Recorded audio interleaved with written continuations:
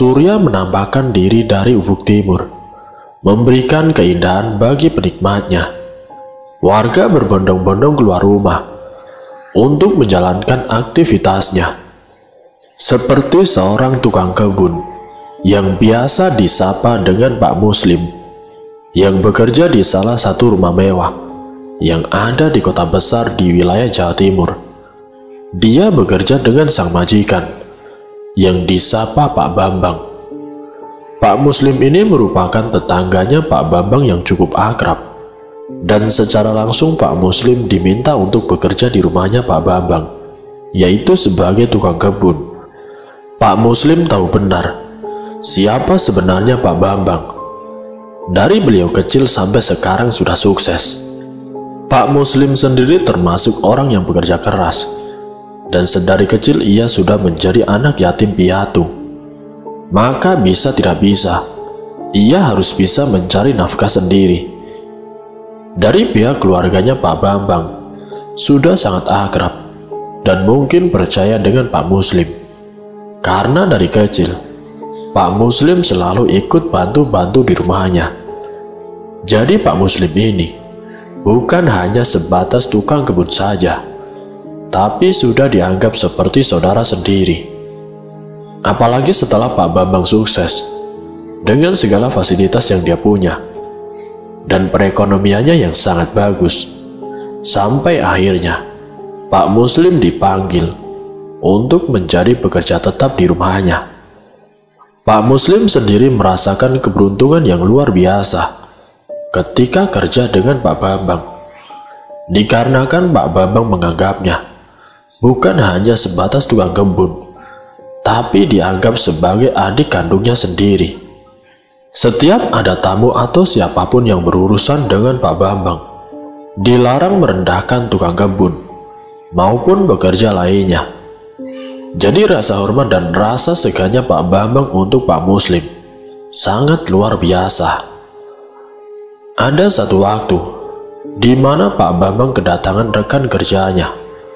Banyak mobil mewah yang terparkir di halaman rumahnya. Namun ada satu rekan kerjanya yang tiba-tiba menyeletuk.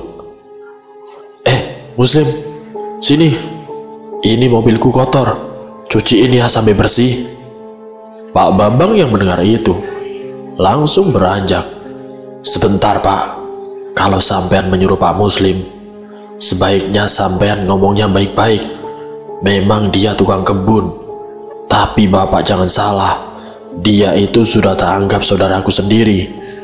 Kalau mau nyuruh itu bilang baik-baik, dan nyuruhnya jangan seenaknya gitu," tegur Pak Bambang. Rekan kerjanya yang mendapatkan omongan seperti itu hanya bisa terdiam. Sementara Pak Muslim yang berada di situ dibuat kebingungan. Ada rasa senang karena disegani, namun ia merasa aneh.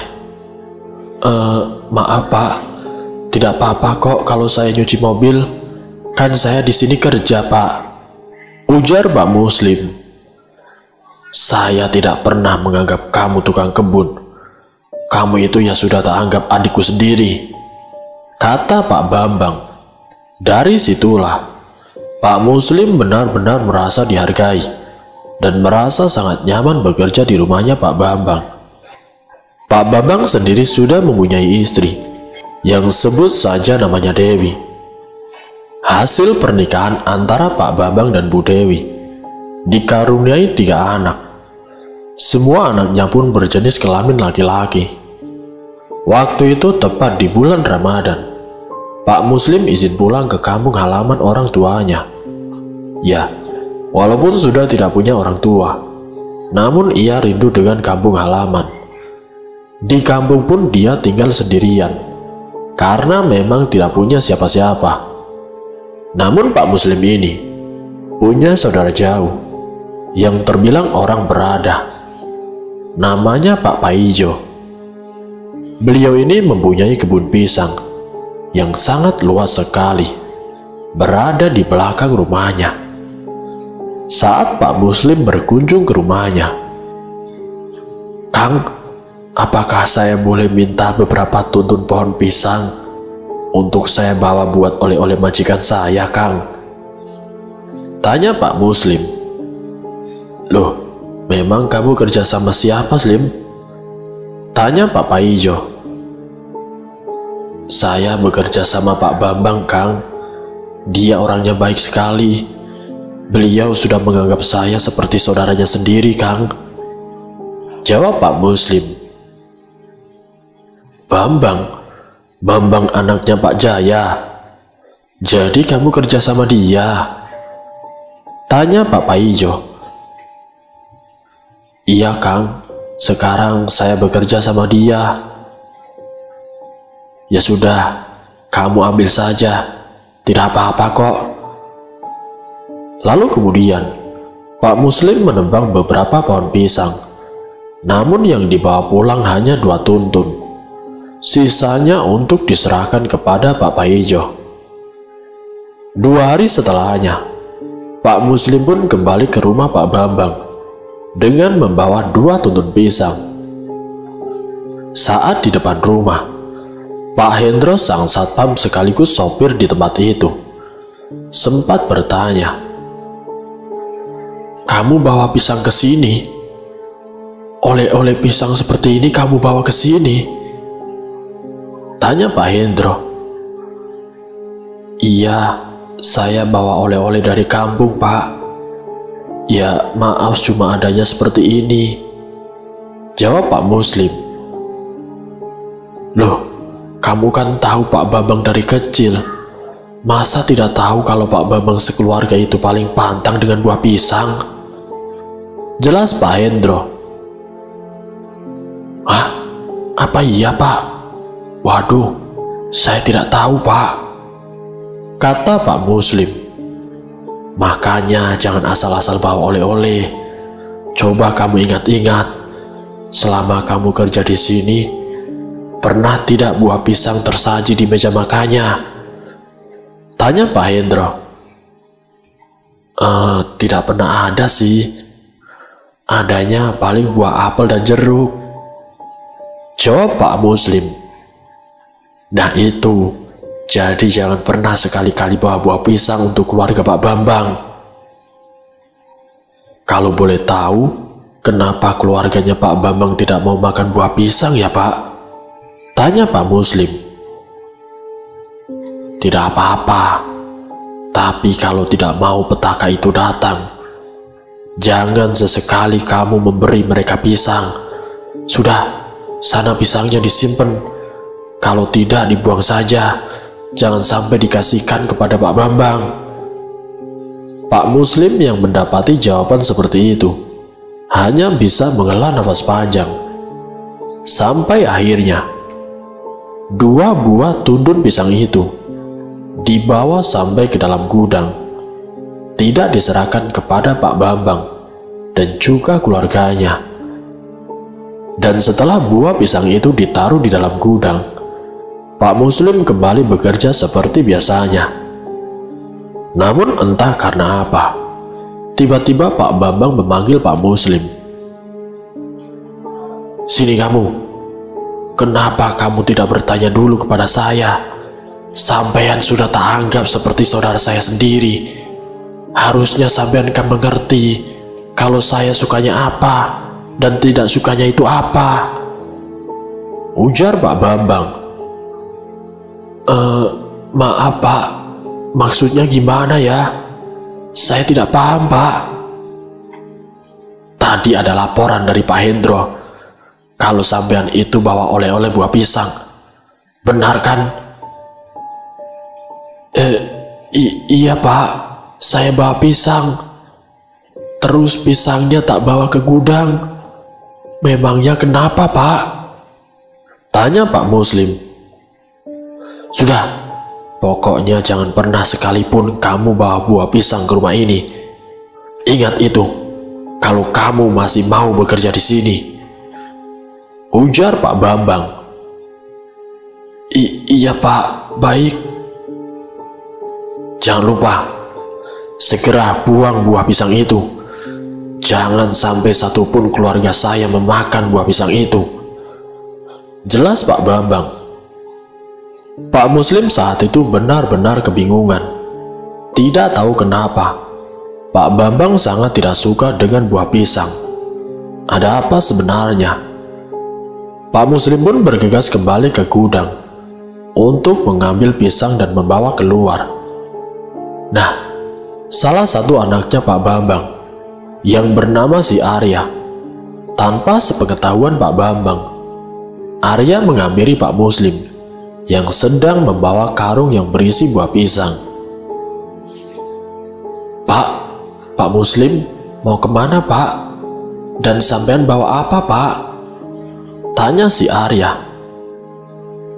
Oh ini Den, mau keluar sebentar, mau bagi-bagi pisang sama tetangga, jawab Pak Muslim. Oh pisang, saya boleh minta tidak Pak? Ujar si Arya. Jangan Den, nanti dimarahi sama bapak, jawab Pak Muslim. Pak Muslim melarang si Arya untuk meminta pisang itu.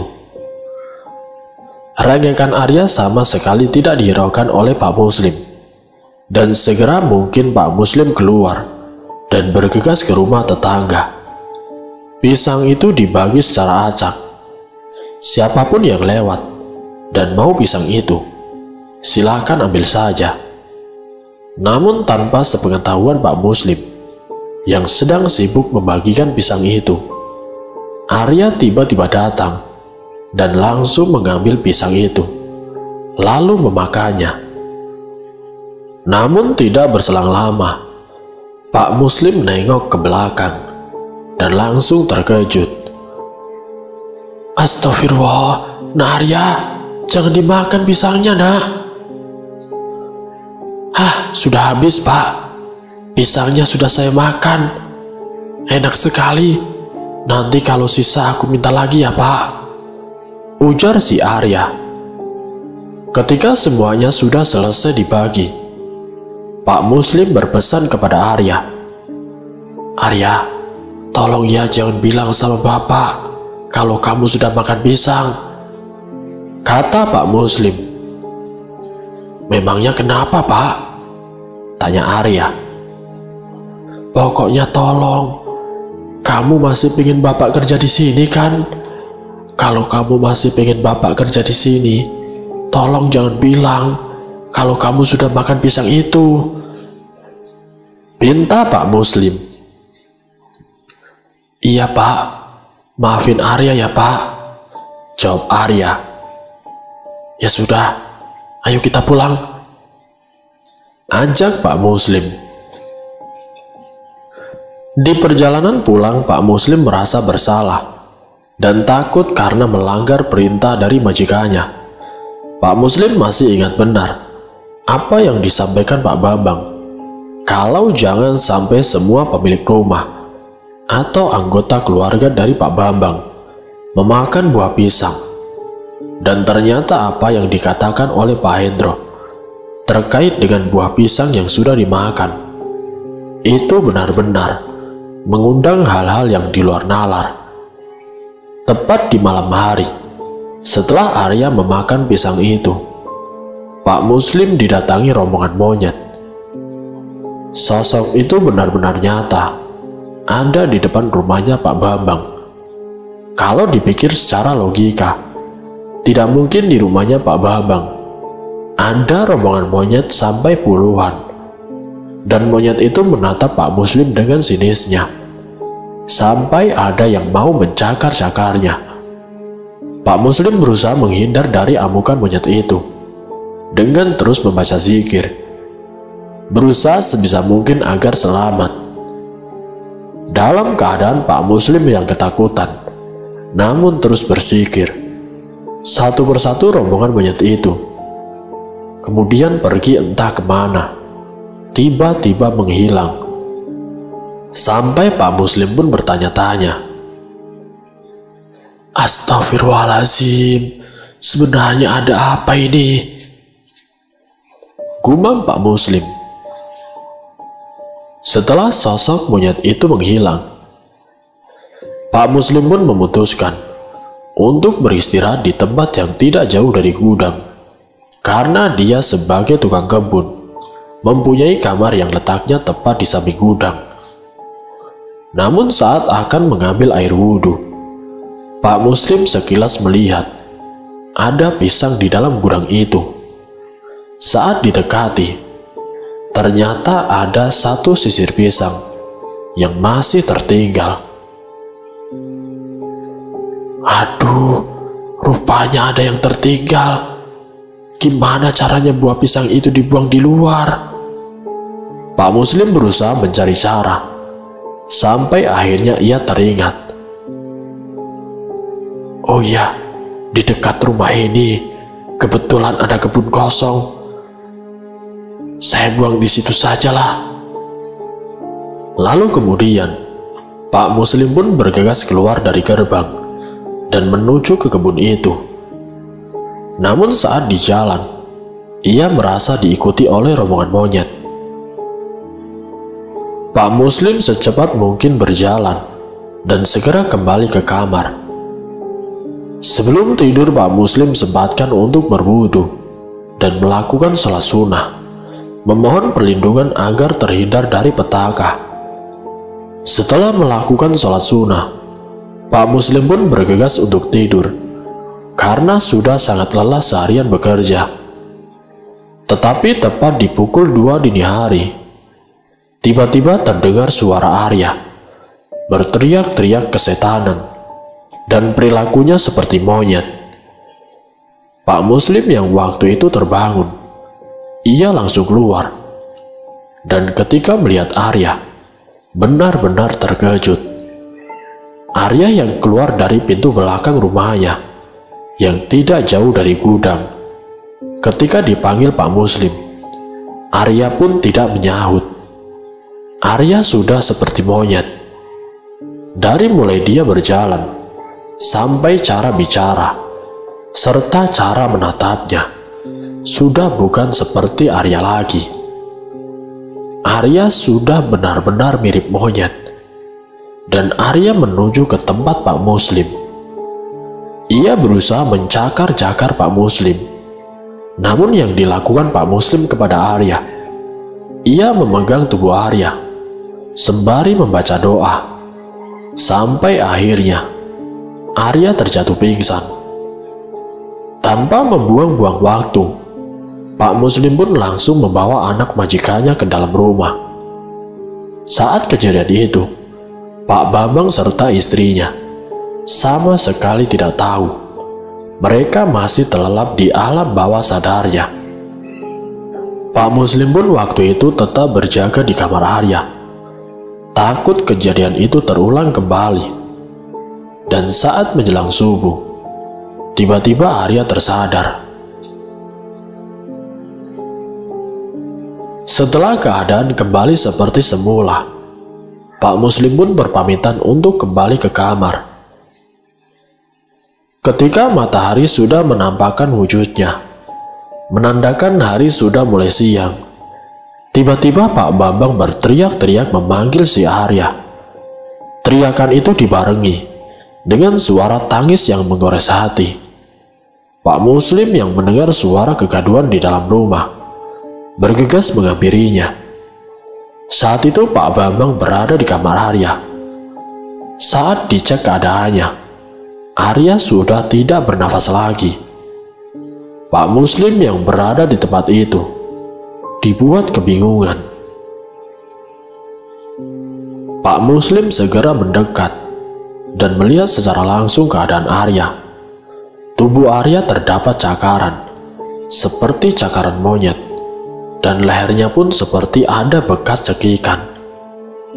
Arya pun sempat diperiksa oleh dokter yang dipanggil oleh Pak Bambang untuk memastikan apakah Arya pingsan atau sudah meninggal. Setelah beberapa saat dicek oleh dokter, dokter itu pun menyatakan kalau Arya ini sudah meninggal dunia. Semua yang bekerja di rumahnya Pak Bambang, sama halnya dengan Pak Muslim, mereka sangat terkejut dengan meninggalnya si Arya. Segera mungkin mereka menyiapkan pemakaman si Arya. Semua perlengkapan pun sudah siap. Saat dimandikan, Pak Muslim semakin yakin kalau kejadian ini tidak lepas dari petaka yang sempat diucapkan oleh Pak Hendro. Tapi waktu itu, Pak Muslim belum bercerita kepada siapa-siapa tentang kejadian semalam. Ketika memandikan jenazah yang dibantu seorang ustadz, di benaknya Pak Muslim terkumpul beribu-ribu pertanyaan. Sampai akhirnya 1 jam berlalu, Pak Muslim yang sudah berganti pakaian dan duduk di depan bersama Pak Hendro. Pak Muslim pun sempat bertanya, "Sebenarnya ini ada apa, Pak? Soalnya semalam ada kejadian yang aneh." Tanya Pak Muslim. "Begini Pak Muslim, sebenarnya apa yang sudah sampean lakukan kepada Arya sampai Arya meninggal dunia? Pasti ini ulah sampean toh?" "Loh, kok saya sih Pak?"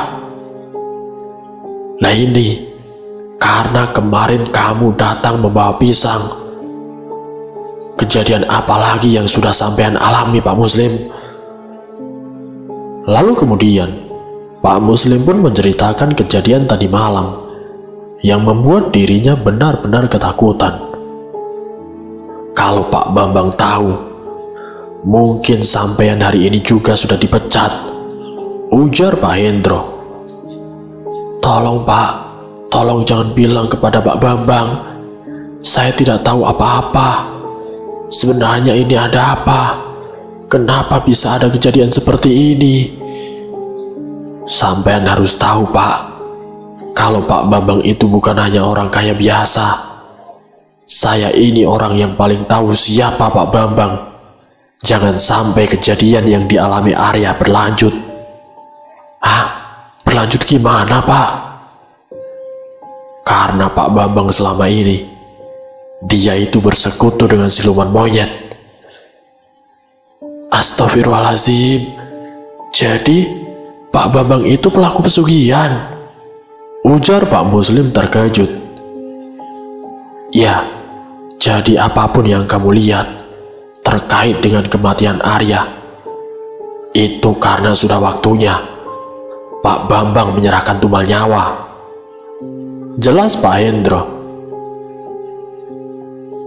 Setelah Arya dimakamkan dan selesai 7 hari acara tahlil, Pak Muslim yang menyimpan sebuah rahasia tentang Arya yang memakan buah pisang tanpa sepengetahuan siapapun.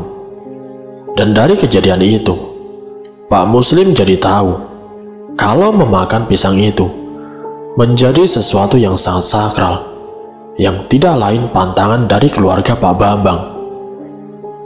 Karena hal itu mengundang petaka bagi keluarga Pak Bambang. Setelah Arya meninggal, banyak terjadi kejadian yang di luar dugaan. Beberapa rekan kerjanya Pak Bambang mengadu kalau usahanya lagi kacau. Dalam kurun waktu 1 bulan, sudah beberapa orang yang telah mengundurkan diri, tidak mau bekerja sama lagi dengan Pak Bambang. Sampai Pak Bambang mengajak Pak Hendro ke suatu tempat, dan Pak Hendro pun sempat bilang kepada Pak Muslim kalau ternyata akibat dari semua ini tidak lepas dari buah pisang yang sudah dibawa oleh Pak Muslim. Buah pisang itu benar-benar menjadi petaka untuk keluarganya Pak Bambang, sampai usaha yang dimilikinya satu persatu mengalami penurunan. Sampai parahnya lagi, ada korban kedua, dan korban itu adalah istrinya Pak Bambang sendiri, yaitu Bu Dewi. Sampai singkat ceritanya, tepat 3 tahun meninggalnya si Arya, Bu Dewi pun menyusulnya. Setelah 3 bulan meninggalnya Bu Dewi, disusul oleh saudaranya Pak Bambang. Berawal dari buah pisang itu yang menjadi petaka, adiknya Arya yang masih berusia 8 tahun, mengalami kejadian di luar nalar. Anak itu tiba-tiba saja sudah seperti orang gila dan perilakunya seperti monyet yang setiap malam berteriak-teriak. Sampai Pak Bambang menyekap anak itu. Sampai akhirnya anak itu meninggal dunia. Belum ada 1 tahun, 4 nyawa sudah melayang.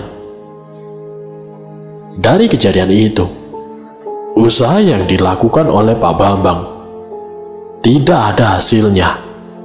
Berbagai ritual telah dilakukan bersama Pak Hendro. Walaupun mereka berdua kembali ritual, tapi pada kenyataannya, pantangan ataupun petaka dan tidak bisa dihentikan. Karena Pak Hendro sebagai seorang sopir pribadi pun, akhirnya dia meninggalkan Pak Bambang, dikarenakan dia diancam oleh Pak Bambang kalau Pak Hendro akan ditumbalkan. Pak Hendro sempat bercerita kepada Pak Muslim, "Aku akan pergi meninggalkan Pak Bambang karena aku sudah sadar bahwa di balik dia ritual mengajakku, ternyata Pak Bambang ingin menumbalkanku. Aku mencari itu semua karena aku merasa sangat janggal, dan ternyata dugaan itu benar." Jadi Pak Hendro, sebelum dia benar-benar keluar dari pekerjaannya yang sebagai sopir pribadinya Pak Bambang, 2 bulan sebelumnya, dia sudah merasakan kalau dirinya seperti didatangi rombongan monyet, seperti apa yang dialami oleh Pak Muslim waktu itu. Pak Hendro ternyata benar-benar diincar Pak Bambang agar kesuksesannya bisa kembali. Namun alhamdulillah, Pak Hendro cepat mengetahui hal itu. Jadi masih ada waktu agar ia bisa lolos dari tumbal pesugihan Pak Bambang. Setelah mendengar cerita dari Pak Hendro, beberapa hari sebelum Pak Hendro benar-benar keluar, Pak Muslim memantau keadaannya Pak Hendro, yang memang sering mengalami hal-hal yang di luar dugaan. Pak Muslim pun sempat melihat gelagat aneh dari Pak Hendro, dan Pak Muslim pun sempat berpesan, "Pak Hendro, sampean kan sudah sering bepergian dengan Pak Bambang. Kalian berdua sudah sangat akrab dan sudah sering pergi ke dukun ke sana kemari. Sampean pun sudah tahu kalau sampean ini diincar oleh Pak Bambang untuk dijadikan tumbal pesugihannya. Saran saya, sebaiknya sampean ini meminta perlindungan dan meminta ampun kepada Sang Pencipta daripada sampean minta ke dukun dan sampai sekarang pun tidak ada hasilnya kan? Malah sampean setiap harinya selalu diteror dan didatangi oleh rombongan monyet yang sangat mengerikan. Jadi lebih baik kuatkan imannya sampean dan meminta perlindungan dengan cara sholat malam. Insya Allah itu akan menjadi kebaikan dan juga keselamatan untuk sampean. Karena apa yang pernah saya alami ketika didatangi rombongan monyet seperti yang sampean alami itu. Ya, dengan sholat malam, alhamdulillah saya selamat, Pak. Tapi ya kembali lagi ke sampean. Kalau mau dilakukan ya monggo, tidak pun tidak apa." Pak Muslim memberikan saran kepada Pak Hendro. Setelah obrolan itu, ternyata apa yang disarankan oleh Pak Muslim dilakukan oleh Pak Hendro. Pak Hendro pun akhirnya mengundurkan diri. Pak Bambang mengira kalau Pak Hendro yang mengundurkan diri itu, dia pasti tidak berselang lama akan meninggal dunia. Tapi ternyata tidak. Pak Hendro selamat. Ini benar-benar menjadi sesuatu yang lebih mengerikan lagi bagi keluarganya Pak Bambang. Karena salah satu anaknya yang masih hidup, yang tidak lain adalah si bungsu, yang bernama si Heru. Heru yang masih sangat kecil dan diasuh oleh pembantunya, dimanfaatkan oleh Pak Muslim. Pak Muslim mendekati anak itu, karena orang tuanya sibuk dengan urusan duniawi, yang mana berbagai macam cabang usaha, yang setiap hari itu ada masalah. Karena dari beberapa orang-orang yang datang, benar-benar kecewa dengan Pak Bambang. Jadi si Heru benar-benar terabaikan, sampai Pak Muslim turun tangan untuk mengasuh si Heru. 7 bulan lamanya Pak Muslim mendidik si Heru, setidaknya agar ia bisa sholat, untuk mendoakan almarhum ibunya, dan juga keluarganya yang sudah meninggal. Pak Muslim memang bukan seorang ustadz, maupun pembuka agama, tapi setidaknya dia tahu tentang agama. Dengan sabar dia menuntun si Heru untuk bisa memahami tentang bacaan-bacaan Al-Quran, bacaan sholat maupun doa. Dari yang awalnya tidak tahu apa-apa, sampai sekarang Heru menjadi anak yang soleh. Namun itu ternyata diketahui oleh Pak Bambang, yang membuat Pak Bambang benar-benar murka. Sampai akhirnya Pak Muslim dipecat dan dimarahi habis-habisan. Pak Muslim sangat tahu kalau saat itu Pak Bambang sudah kalang kabut. Harta yang dimilikinya pun semakin menipis. Usaha yang dimilikinya sudah banyak yang bangkrut. Pak Bambang meluapkan emosinya di depan Pak Muslim. Namun Pak Muslim berusaha tetap sabar dan mencoba untuk pelan-pelan berbicara dengan Pak Bambang. Pak Bambang terlihat sangat stres, memikirkan usaha-usahanya yang sudah banyak mengalami penurunan. Hampir 1 minggu dari kejadian pemecatan itu, Pak Muslim sama sekali tidak menginjakkan kaki. Pak Muslim sama sekali tidak menginjakkan kaki untuk keluar dari rumahnya Pak Bambang. Ia bertekad akan tetap menjaga si Heru, agar kejadian yang dialami oleh saudaranya tidak menimpa si Heru. Sementara keadaan Pak Bambang, beliau sudah seperti orang yang mengalami gangguan jiwa. Sampai akhirnya Pak Bambang jatuh sakit, yang dikira hanya sakit biasa. Ternyata sakit itu bertahan sampai bertahun-tahun. Sementara Pak Muslim sendiri masih tetap tinggal di situ, karena ia tidak tega meninggalkan Pak Bambang yang hidup sendirian. Sementara pekerja yang lain sudah mengundurkan diri, karena sudah tidak tahan dengan perilaku Pak Bambang yang sudah tidak terkontrol. Sementara harta yang dimiliki oleh Pak Bambang sudah kian menipis, mulai dari TV maupun perabotan yang bernilai, semuanya dijual untuk biaya pengobatan Pak Bambang. IRT yang ikut menjaga si Heru ikut mengundurkan diri karena tekanan dari masalah duniawi. Dari yang tadinya kaya raya sampai sekarang tidak punya apa-apa. Sampai akhirnya Pak Bambang meninggal dunia. Ia mengakhiri hidupnya dengan cara gantung diri. Setelah Pak Bambang meninggal dunia, Heru pun akhirnya benar-benar tinggal sendiri. Sampai singkat ceritanya, Heru sudah lulus SMA, dan Pak Muslim mengaku kalau kejadian yang menimpa keluarga Pak Bambang semua itu karena buah pisang yang dibawa oleh Pak Muslim, yang menimbulkan petaka bagi penganut siluman pesugihan monyet. Semoga dari kisah ini kita dapat mengambil hikmah dan juga pelajarannya. Wassalamualaikum warahmatullahi wabarakatuh.